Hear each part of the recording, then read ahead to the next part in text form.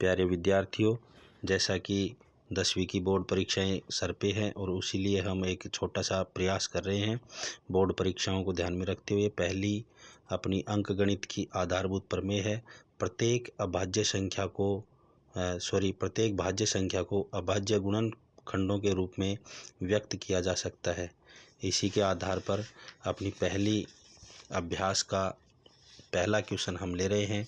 जैसे कोई भी संख्या है 140, इसके अभाज्य गुणनखंड हमें प्राप्त करने हैं। इस संख्या के अभाज्य गुणनखंड प्राप्त करने के लिए सबसे पहले हम संख्या को लेंगे जो है अपने पास 140।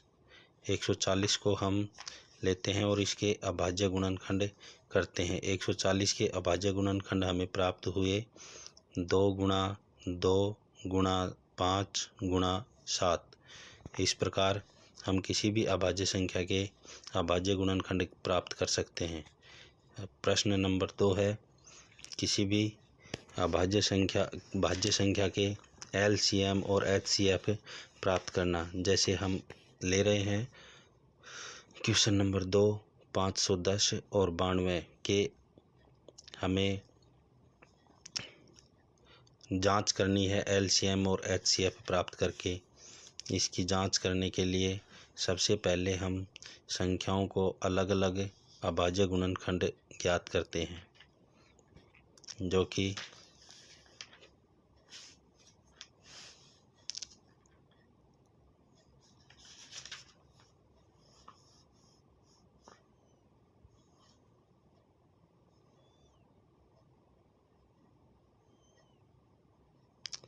यहाँ पर 140 के अभाज्य गुणनखंड हुए अपने पास 2 गुणा 2 गुणा 5 गुणा 7।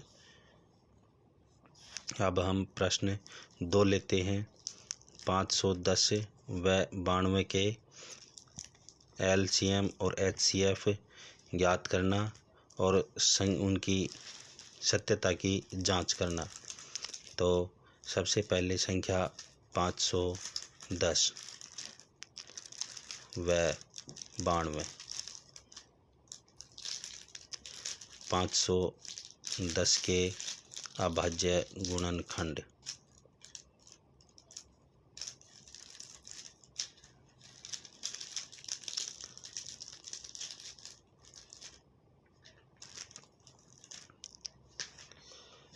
दो गुणा 3 गुणा 5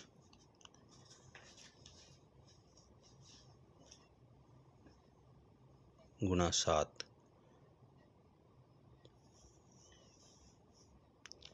17। इसी प्रकार 92 के अभाज्य गुणनखंड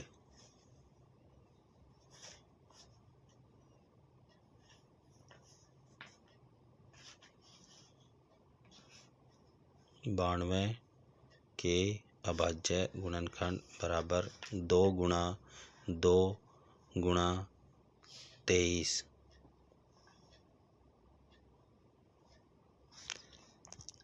LCM of 510 and 92। 510 और 92 का लसाअ है। इसमें हम जो सबसे ज़्यादा घात वाले पद हैं, जिसकी ज़्यादा रिपीटेशन है, उनका चयन करते हैं। तो 2 बार आया है, इसलिए 2 गुणा 2। 3 एक बार आया है, इसलिए 3। 5 एक बार आया है, 17 भी एक ही बार है और 23 भी एक ही बार है। इन सब का गुणा करते हैं तो गुणनफल हमें प्राप्त होता है 23,460। कितना प्राप्त हुआ? 23,460। यही हमारा क्या होगा? LCM। ये अपना LCM प्राप्त हुआ है इन दोनों संख्याओं का। अब हमें इन संख्याओं का HCF ज्ञात करना है। तो HCF मतलब लसाअ ऑफ HCF ऑफ 510 एंड 92। लसाअ ज्ञात करने के लिए हम दोनों हम इन सभी संख्याओं के अभाज्य गुणनखंडों में जो उभयनिष्ठ गुणनखंड है उनको देखते हैं। यहाँ पर उभयनिष्ठ गुणनखंड 2 प्राप्त हो रहा है, इसलिए इस संख्या का 2 के अलावा और कोई भी उभयनिष्ठ गुणनखंड नहीं है, इसलिए इस संख्या का HCF हमें 2 प्राप्त हुआ। अब हम इन संख्याओं की सत्यता की जांच करेंगे कि LCM और HCF हमें सही प्राप्त हुआ है या हमने गलती की है। इसका सूत्र होता है 2 संख्याओं का गुणनफल बराबर HCF गुणा LCM।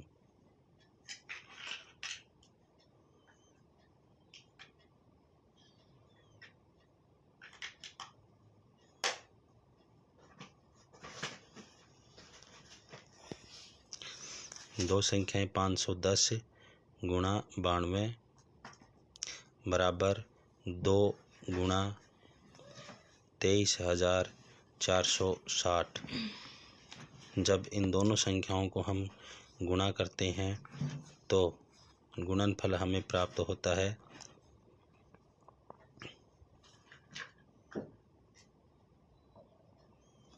46,920 बराबर इधर भी 46,920।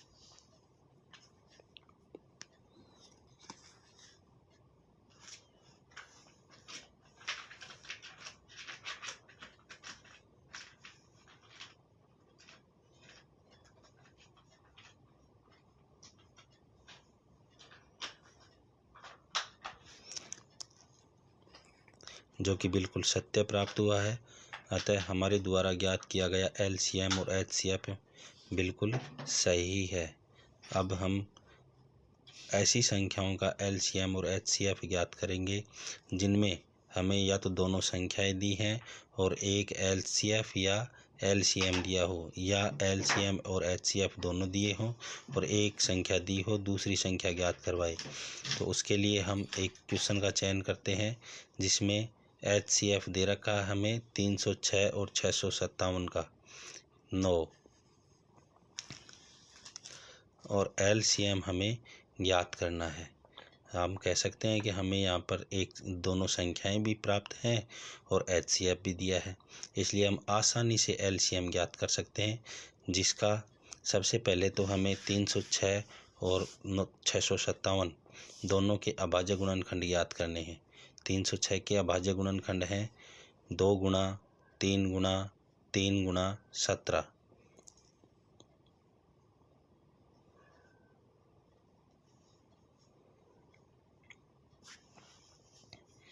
इसी प्रकार 657 के भी अभाज्य गुणनखंड ज्ञात करेंगे।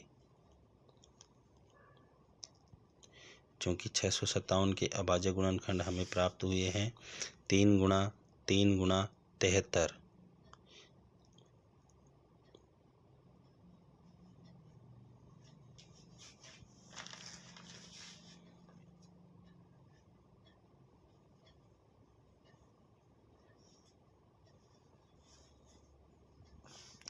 हमारे पास सूत्र है इसका, 2 संख्याओं का गुणनफल बराबर होता है LCM और HCF के गुणनफल के। अतः हम 2 संख्याओं का गुणनफल बराबर HCF गुणा LCM।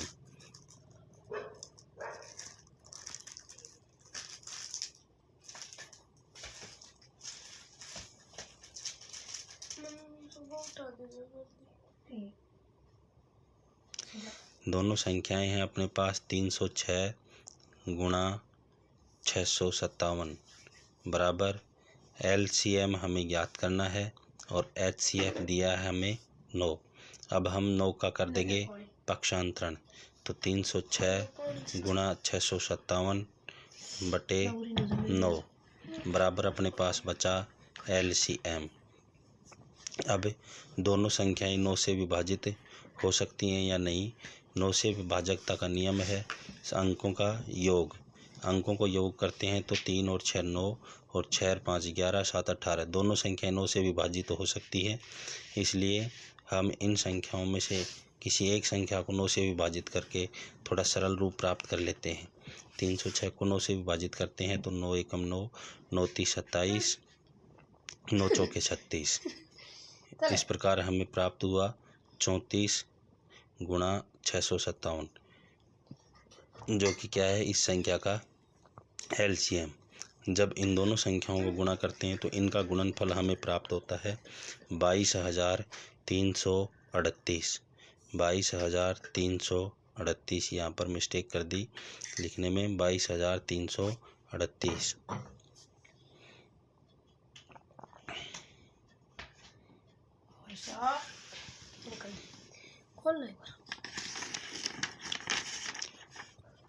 अब हम एक प्रश्न और लेते हैं। प्राकृत संख्या n के लिए संख्या 6 की घात n अंक 0 पर समाप्त हो सकती है। ऐसे प्रश्नों को हल करने के लिए पहले हम इसका विपरीत मान के चलते हैं। जैसे माना किसी प्राकृत संख्या n के लिए 6 की घात n अंक 0 पर समाप्त हो। इस प्रकार से हम ऐसे प्रश्नों को मानकर हल करते हैं।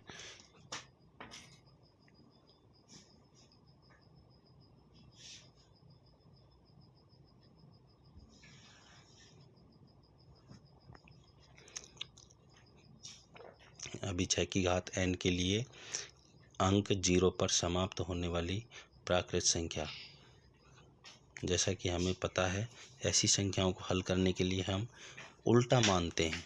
जैसे अभाज्य पूछा है तो उसको भाज्य मानकर हल करते हैं, भाज्य पूछता है तो अभाज्य मानकर हल करते हैं। तो माना किसी प्राकृत संख्या n के लिए 6 की घात n अंक 0 पर समाप्त हो।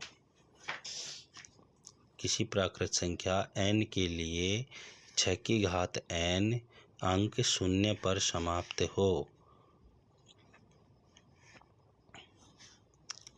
कोई भी संख्या अगर 0 पर समाप्त होती है तो वह 5 से अवश्य विभाजित होती है। इसलिए अतः 6 की घात n 5 से भी विभाज्य होगी। अगर हमने मान लिया है कि यह 6 की घात n संख्या 0 पर समाप्त होती है तो ये 5 से अवश्य विभाज्य होगी। और 6 के अभाज्य गुणनखंड क्या होते हैं, 2 गुणा 3। अतः 6 के अभाज्य गुणनखंड 2 गुणा 3। 6 के अभाज्य गुणनखंड 2 गुणा 3। अगर ये 6 के अभाज्य गुणनखंड है तो 6 की घात n के भी अभाज्य गुणनखंड होंगे 2 गुणा 3 और इसकी घात n।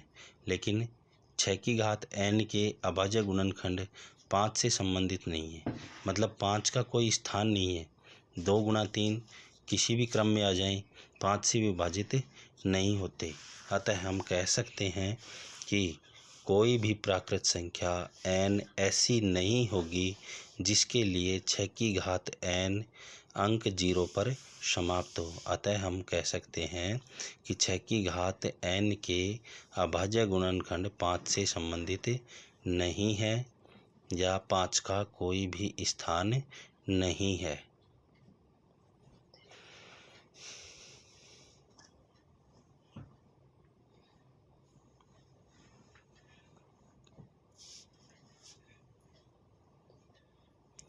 पाँच का कोई भी स्थान नहीं है। अतः हम कह सकते हैं कि कोई भी प्राकृत संख्या n ऐसी नहीं होगी जिसके लिए 6 की घात n अंक 0 पर समाप्त हो। जिसके लिए 6 की घात n अंक 0 पर समाप्त हो। कोई भी प्राकृत संख्या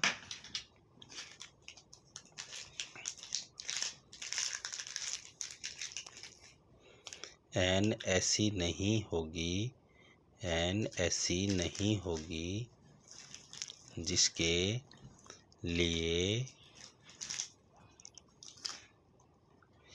6 की घात n अंक 0 पर समाप्त हो।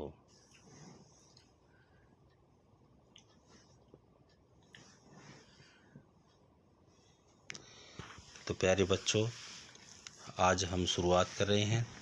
इसमें आपको जो भी कमी लगे तो आप कमेंट करके बताएं। कृपया चैनल को लाइक, शेयर और सब्सक्राइब करें। अधिक से अधिक बच्चों को बताएं ताकि बच्चों का भी भला हो और मेरे चैनल को ज़्यादा से ज़्यादा लाइक, शेयर और सब्सक्राइब करें। धन्यवाद। जय हिंद, जय भारत। Good night.